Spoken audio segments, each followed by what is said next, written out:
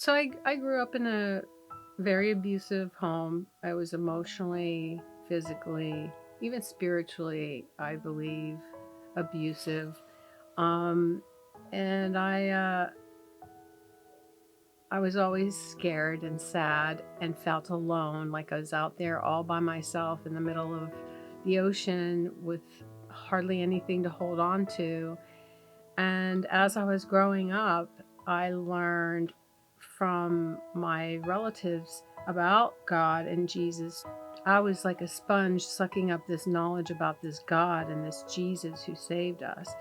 And I just took him on as a best friend. And by the time I was 5, 6, and 7 years old, I was laying in my bed at night at the end of a horrible day of abuse and raging and alcoholism and chaos, and just shook to the core and crying and trembling, and just would ask Jesus, please, let her love me. Help us to be the family that I just want such a better family. I want us to love each other. And I would notice that through acknowledging it, that he was present with me, and he was my best friend. We connected on a relational level. So the time I was 16, I was starting to get mouthy, but I paid for it.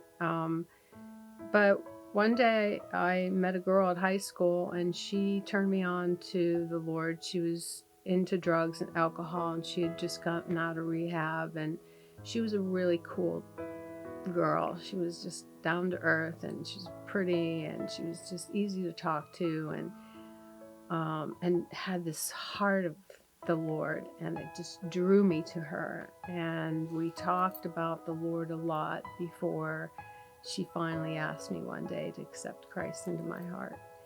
And little did I know that that would be the most important decision of my life, because I was inherited into the kingdom of God. I inherited the kingdom of God. I have a place in a family in heaven with Christ and with God and his family. Even though I got disinherited from my family 3.5 years ago, I got written out of the will, um, and went through horrendous trauma and abuse all the way through, all the way up until like I was in my 50s. And then when my dad died 3.5 years ago, it was just even more trauma and pain. And when I found out, the day I found out I was disinherited, I was just like shocked. I didn't take it in as deeply as I should have. I didn't work on the issues that I had from that. So I stored it around for the last 2.5, 3 years. And I've been processing it and realizing that that first defining moment, that first most important defining moment when I accepted Christ into my heart, was going to have a connection to this defining moment when I got disinherited. Because the truth is, I was disinherited once I accepted Christ into my heart, because there's no way that could commune with what was going on in my house. There was evil, there was alcoholism, there was destruction, there was violence. And yes, I still struggle with issues from it. I can cry about it today, but at the same time I feel the joy of the Lord in my heart, because I can never be thrown out of God's family. I can never be disinherited. I ended up with the most valuable thing in the end. I thought it was my family. I thought it was being part of my family and being loved and accepted by my mom and dad. And that never happened. But it's okay, because I know it'll never happen with the Lord. The Lord is always going to be there for me. I think the defining moment of hearing that I was disinherited helped me process and figure out what happened in the last couple of years. Like, I started processing. I didn't shove it down. I started processing it. I didn't realize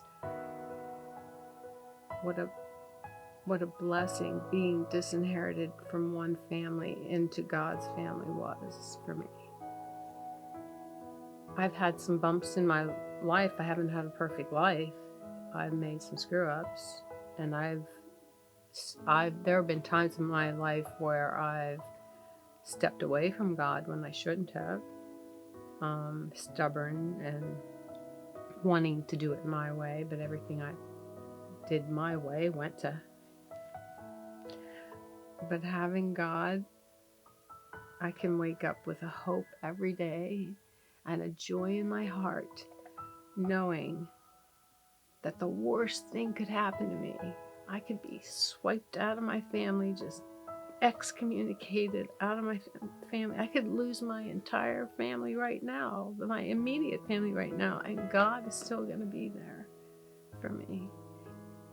I had to really take serious the emotional traumas that I had and damage along the way, because those times when I would walk away from the Lord, those were my issues getting in the way. That wasn't my heart for the Lord. I didn't not love the Lord. I was lost. My life, even though I've had setbacks and made mistakes, my life has continually, since I've known the Lord, has continually built and built and built to a better and better place. Spiritually, in my relationship with the Lord, in my relationships, my marriage especially, and with God. It's just there's nothing better. Nothing better.